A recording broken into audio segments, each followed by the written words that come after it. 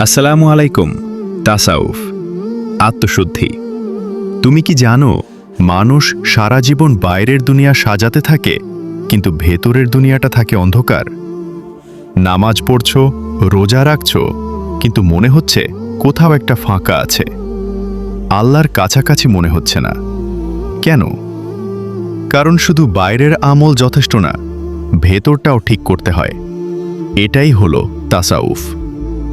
তাসাউফ মানে হলো আত্মার পরিশুদ্ধি, মানে নিজের ভেতর থেকে অহংকার, হিংসা, লোভ, রিয়া এইসব ময়লা বের করে দেওয়া, আর সেই জায়গায় আল্লাহর ভয়, ভালোবাসা আর তাওয়াক্কুল ভরে দেওয়া। কুরআনে আল্লাহ বলেছেন, সেই সফল হয়েছে যে নিজের আত্মাকে পরিশুদ্ধ করেছে। সূরা আশ-শামস আয়াত ৯। তাসাউফ কোনো আলাদা ধর্ম না, এটা ইসলামেরই একটা অংশ। ফিকহ শেখায় কি করতে হবে, আকীদা শেখায় কি বিশ্বাস করতে হবে, আর তাসাউফ শেখায় কিভাবে করতে হবে, মন থেকে, অন্তর থেকে। উদাহরণ দিই, দুইজন মানুষ নামাজ পড়ছে। একজন পড়ছে শুধু অভ্যাসবশত, মন অন্য জায়গায়। আরেকজন পড়ছে এই অনুভব নিয়ে যে সে এখন সত্যি আল্লাহর সামনে দাঁড়িয়ে আছে।